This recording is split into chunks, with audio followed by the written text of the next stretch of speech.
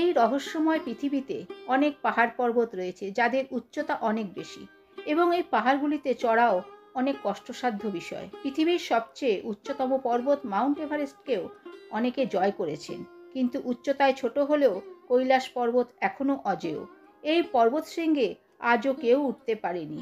তিব্বতে অবস্থিত এই বিশাল পর্বত, যাকে ভগবান শিবের বাসস্থান বলা হয়ে থাকে, কৈলাসই একমাত্র পর্যন্ত যে পর্বত যেখানে কেউ কখনো উঠতে পারেনি। সারা পৃথিবীর বহু পর্বতারোহী এই কৈলাস পর্বত জয় করতে এসেছিলেন, কিন্তু তাদের শেষ পর্যন্ত ফিরে যেতে হয়েছিল নিরাশ হয়ে। এমনকি বহু পর্বতারোহী এই পর্বতের কোলেই নিজেদের শেষ নিঃশ্বাস ত্যাগ করেছেন। আজও বিশ্বাস করা হয় এই কৈলাস পর্বতে ভগবান শিবের বসবাস। বিজ্ঞানী এবং বুদ্ধিজীবীরা অস্বীকার করতে পারেন না। হিন্দু, বৌদ্ধ, জৈন এই সব ধর্মের কয়েক লক্ষ মানুষ প্রতি বছর এই পর্বত দর্শন করতে আসেন। আজকের পর্বে আমরা জানব এই পর্বতের রহস্যময় কাহিনী, কেন কেউ এখনো পর্যন্ত এই কৈলাস শৃঙ্গ জয় করতে পারেননি, এর পিছনে রয়েছে কোন কাহিনী, সবটাই জানবো আজকের পর্বে। ভিডিওটি সম্পূর্ণ দেখার অনুরোধ রইল। তার আগে বন্ধুরা, এখনও যারা ভক্তি দর্শন চ্যানেলটিকে সাবস্ক্রাইব করেননি, তারা চ্যানেলটিকে সাবস্ক্রাইব করে পাশে থাকা অল নোটিফিকেশনে ক্লিক করে দেবেন পরবর্তী ভিডিওটি পাওয়ার জন্য। হিন্দু, বৌদ্ধ, জৈন ও বনধর্ম অবলম্বনকারীদের কাছে অত্যন্ত পবিত্র এই কৈলাস পর্বত। হিন্দুরা মনে করেন কৈলাস পর্বতের শৃঙ্গ হল দেবাদিদেব মহাদেবের নিভৃত আবাস, যেখানে বসে সৃষ্টি, ধ্বংস, সংহার ও প্রলয় নিয়ন্ত্রণ করেন নীলকণ্ঠ। বৌদ্ধদের কাছে কৈলাস পর্বত হল সৃষ্টির প্রাণকেন্দ্র। বজ্রায়ন শাখার বৌদ্ধরা মনে করেন কৈলাস শৃঙ্গে ধ্যানমগ্ন হয়ে আছেন ধ্যানের দেবতা হেরুকা চক্র সাম্ভারা। তিব্বতের বনধর্মের অনুসারীরা মনে করেন কৈলাস শৃঙ্গ তাদের আকাশ দেবতা সিপাই মেনের আবাস। জৈন ধর্মের অনুসারীদের কাছেও পবিত্র এই শৃঙ্গ, কারণ প্রথম তীর্থঙ্কর ঋষভদেব নির্মাণ লাভ করেছিলেন এই কৈলাস পর্বতেই। কৈলাস পর্বত, রহস্যের খনি কৈলাস। কৈলাসের মতো রহস্যময় পর্বত সারা পৃথিবীতে আর একটিও নেই, কারণ পর্বতকে ঘিরে যুগ যুগ ধরে আবর্তিত হয়ে চলেছে রহস্যের কুয়াশা। এমন কিছু বিস্ময়কর ঘটনার উল্লেখ করেন স্থানীয় মানুষ ও তীর্থযাত্রীরা, যেগুলির ব্যাখ্যা মেলে না। তারা বলেন দিনের বিভিন্ন সময় নাকি রং পাল্টায় কৈলাস পর্বত, একই সঙ্গে বদলে যায় কৈলাসের ভূপ্রকৃতি। কৈলাসের আঙিনায় পৌঁছে যাওয়া মানুষের শরীরে দ্রুত ফুটে ওঠে বার্ধক্যের ছাপ, অস্বাভাবিকভাবে বাড়তে থাকে নখ ও চুল। রহস্য গভীর করে তোলে কৈলাস পর্বতের গায়ে বরফ ও পাথরের মেলবন্ধনে তৈরি হওয়া পবিত্র স্বস্তিকা এবং ওং চিহ্ন। গুগল আর্থের তোলা একটি ছবিকে নিয়ে উত্তাল হয় সারা বিশ্ব। যে ছবিতে দেখা যায় কৈলাস পর্বতের একটি বিশেষ জায়গায় আলো ও ছায়া সৃষ্টি করে হাস্যরত শিবের মুখাবয়ব। রাশিয়ার চক্ষু বিশেষজ্ঞ ডক্টর আর্নেস্ট মুলডাশেভ 1999 সালে এক বিশাল দল নিয়ে এসেছিলেন কৈলাসে। দলটিতে ছিলেন ইতিহাসবিদ, পদার্থবিদ ও ভূতত্ত্ববিদেরা।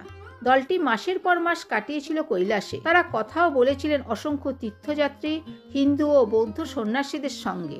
শোনা যায় কৈলাসে থাকাকালীন কিছু অস্বাভাবিক ঘটনার সাক্ষী হয়েছিল দলটি।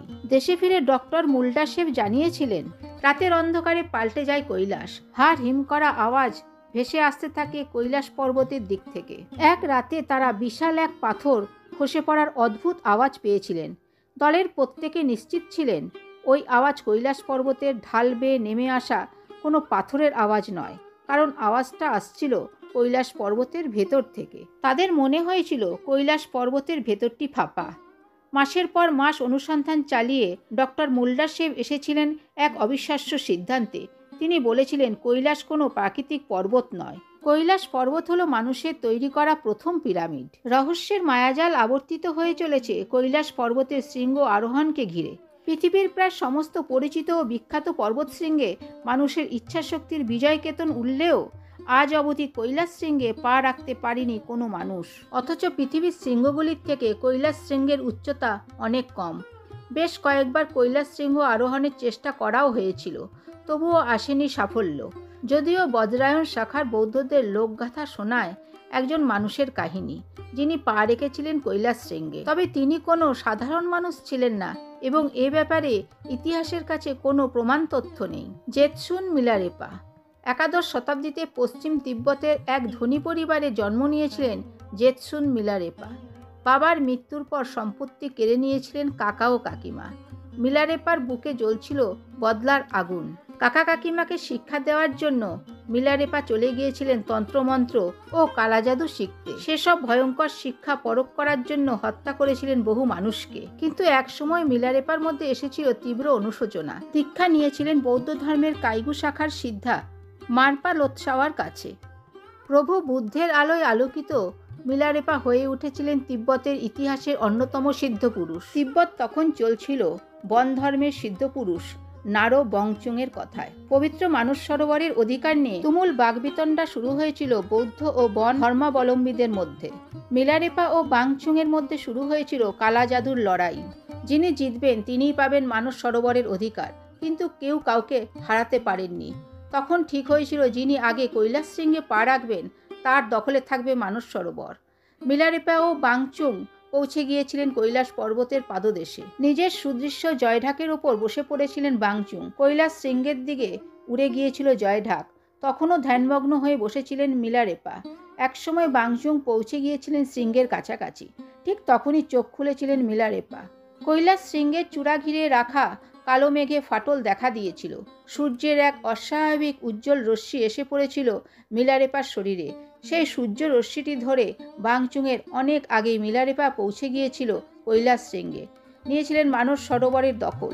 তখন শৃঙ্গ থেকে নেমে এসে মিলারেপা বলেছিলেন কেউ যেন কোনোদিনও এই শৃঙ্গে আরোহণের চেষ্টা না করে, কারণ তার মতে কৈলাস শৃঙ্গে বিশ্রাম নিচ্ছেন স্বয়ং ভগবান। আরোহণের চেষ্টা করেছিলেন রাটলেজ ও উইলসন।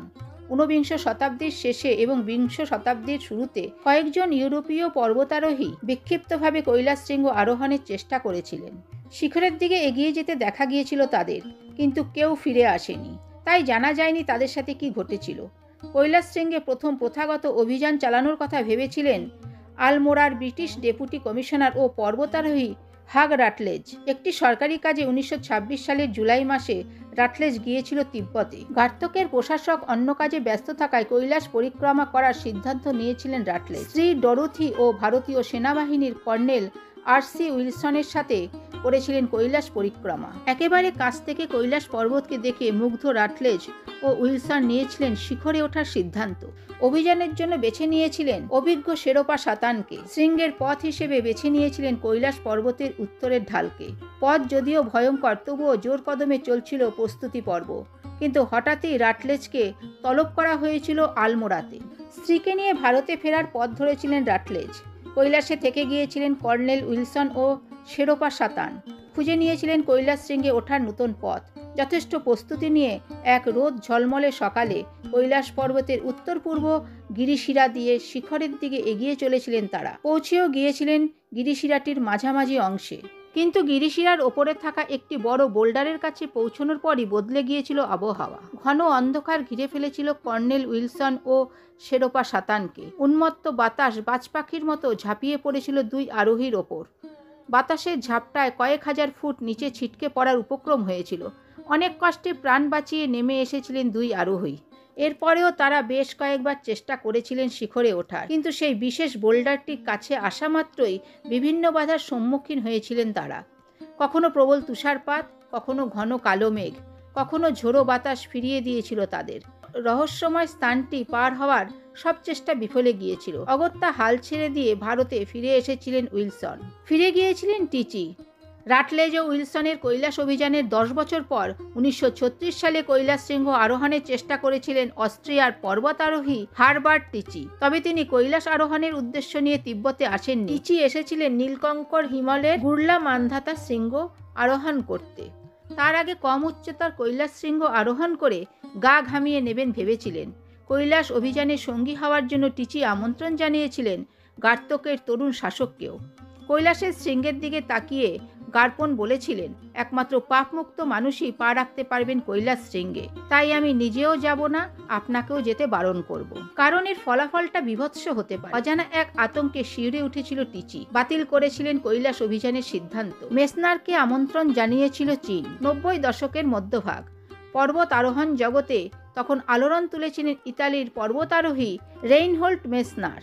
পৃথিবীর 14টি উচ্চতম শৃঙ্গের মধ্যেই 12টিই তিনি আরোহণ করে ফেলেছিলেন। বাকি ছিল মাকালু ও লোৎসে, যা তিনি পরের বছর অর্থাৎ 1986 সালে আরোহণ করার জন্য প্রস্তুত হচ্ছিলেন। এহেন প্রবাদপ্রতিম পর্বতারোহী মেসনারকে কৈলাস শৃঙ্গ আরোহণ করার জন্য আমন্ত্রণ জানিয়েছিলেন চীন। তিব্বতের মানুষদের ধর্মীয় ভাবনায় হয়তো আঘাত করার উদ্দেশ্য ছিল চীনের, কারণ তখন প্রায় তলানিতে এসে পৌঁছেছিল চীন ও তিব্বতের সম্পর্ক। মেসনার আগেই দুবার কৈলাস পরিক্রমা করেছিলেন, বুঝেছিলেন 4টি ধর্মের মানুষদের কাছে কৈলাস ঈশ্বরের প্রতিরূপ। তাই চীনের আমন্ত্রণকে পাঠপত্র ফিরিয়ে দিয়েছিলেন দার্শনিক পর্বতারোহী মেসনার। চীনের দূতকে বলেছিলেন পৃথিবীতে কৈলাসের থেকে কঠিন পর্বতশৃঙ্গ অনেক আছে, তিনি সেই সব শৃঙ্গে আরোহণ করতে চান। হাল ছাড়েনি চীন। জাপান ও চীনের 17 জন বিজ্ঞানীকে 1991 সালে এক বৈজ্ঞানিক অভিযানের আড়ালে কৈলাস আরোহণ করতে পাঠিয়েছিল চীন। পুরো দলটি অবিশ্বাস্যভাবে নিশ্চিহ্ন হয়ে গিয়েছিল এক ভয়ঙ্কর তুষার ধসের আতর্কিত আঘাতে। এই মর্মান্তিক ঘটনার পরেও শিক্ষা নেয়নি চীন। 2001 সালে কৈলাস শৃঙ্গ আরোহণ করার অনুমতি দিয়েছিল স্পেনের এক দলকে। প্রচণ্ড ক্ষুব্ধ হয়েছিলেন কিংবদন্তি মেসনার। স্পেনের দলটির উদ্দেশ্যে বলেছিলেন, তোমরা হয়তো এই পর্বত শৃঙ্গে পা রাখতে পারবে, কিন্তু মানুষের মনকে জয় করতে পারবে না। তাই বাহাদুরি দেখাতে হলে আরও কঠিন শৃঙ্গ আরোহণ করে দেখাও, কারণ কৈলাস উঁচুও নয় এবং কঠিনও নয়। মেসনারের বক্তব্য দাবানল হয়ে ছড়িয়ে গিয়েছিল বিশ্বের কোণে কোণে। উঠেছিল প্রতিবাদের ঝড়। অভিযান বাতিল করতে বাধ্য হয়েছিল স্পেনের দলটি। প্রবল জনরোষ ও আন্তর্জাতিক চাপের সামনে পিছু হটেছিল চীন সরকার। পর্বত আরোহীদের জন্য আইন করে বন্ধ করে দিয়েছিল কৈলাসের দরজা। কৈলাস হয়ে গিয়েছিল পৃথিবীর একমাত্র পর্বত যার শৃঙ্গে আর কোনোদিনও পা রাখা যাবে না। তবুও মনে প্রশ্ন জাগে, কৈলাস শৃঙ্গ আরোহণের উদ্দেশ্যে যে অভিযানগুলো চালানো হয়েছিল সেগুলি সফল হয়নি কেন? পরিক্রমা পথের মালবাহক ও গাইডরা শোনান নানান কাহিনী, যে কাহিনীগুলির সত্যতা সম্পর্কে নিশ্চিত হওয়া সম্ভব নয়। তারা বলেন 4 জন ইউরোপীয় বিজ্ঞানীর কথা। বারণ করার সত্ত্বেও তারা কৈলাস শিখরে পৌঁছতে চেয়েছিলেন। গিরিপথ ধরে কিছুটা উঠেই নেমে এসেছিলেন। ফিরে আসার কারণ না জানিয়ে ফিরে গিয়েছিলেন দেশে। 4 জনের মধ্যে 2 জন বিজ্ঞানী প্রাণ হারিয়েছিলেন অজানা কোনো কারণে মাত্র 2 বছরের মধ্যে। শোনা যায় সাইবেরিয়ার একদল পর্বত আরোহীর কথা। তারা উত্তর পূর্ব গিরিশিরা ধরে উঠতে শুরু করেছিলেন। একটি বিশেষ জায়গা পার হওয়ার পর হঠাৎই তাদের বয়স বেড়ে যেতে শুরু করেছিল। কয়েক ঘন্টার মধ্যে সাদা হয়ে গিয়েছিল চুল ও দাড়ি, নরম হয়ে গিয়েছিল শরীরের পেশি। ভয় পেয়ে তারাও নিচে নেমে এসেছিলেন দ্রুত। দেশে ফিরে মারা গিয়েছিলেন এক পর্বত আরোহী। 80 বছরের বৃদ্ধের মতন নাকি দেখতে হয়ে গিয়েছিল 28 বছরের যুবকটি। কি রহস্য লুকিয়ে রেখেছে কৈলাস? গাইড ও মালবাহকরা বলেন, কৈলাস পর্বতের গায়ে পা রাখা মাত্র শুরু হয় নানান অস্বাভাবিক কাণ্ড কারখানা। এক নিমেষে পাল্টে যায় সামনের পথ। হঠাৎ দেখা যায় তুষার ফাটল, খাড়া দেওয়াল ও মিশকালো গিরিখাত, আগের থেকে যেগুলি চোখে ধরা পড়ে। তাই সঠিক পথে পা বাড়িয়েও বারবার ভুল পথ ধরতে দেখা গিয়েছে পর্বত আরোহীদের, যে পথ তাদের নিয়ে গিয়েছে নিশ্চিত মৃত্যুর দিকে। বৈজ্ঞানিকরা বলেন, এইসব কাহিনীগুলি কুসংস্কারচ্ছন্ন ও ধর্মভীরু তিব্বতীদের কল্পনার ফসল। কেউ বলেন এই কাহিনীগুলি আসলে কৈলাসকে পবিত্র রাখার মরিয়া প্রচেষ্টা। তবে একটি প্রশ্নের উত্তর তারা দিতে পারে না। 2001 সালের আগে পৃথিবীর সমস্ত উচ্চতম শৃঙ্গগুলিতে পা রেখেছে মানুষ, কিন্তু বারবার চেষ্টা করা সত্ত্বেও কেন কোনো মানুষের পক্ষে কৈলাস শৃঙ্গ আরোহণ করা সম্ভব হয়নি? মেলেনি উত্তর। তাই কৈলাস পর্বত আজও এক রহস্যময় কুহেলিকা, যে কুহেলিকা শত শত বছর ধরে আকর্ষণ করেছে মানব জাতিকে, কিন্তু নিজেকে উন্মোচিত করেনি। তো বন্ধুরা, আজকের ভিডিওটি এই পর্যন্তই। আশা করছি ভিডিওটি থেকে আপনারা অনেক কিছুই জানতে পারলেন। ভিডিওটি ভালো লাগলে ভক্তি দর্শন চ্যানেলটিকে সাবস্ক্রাইব করে সঙ্গে থাকবেন। ভালো থাকবেন, সুস্থ থাকবেন। ধন্যবাদ।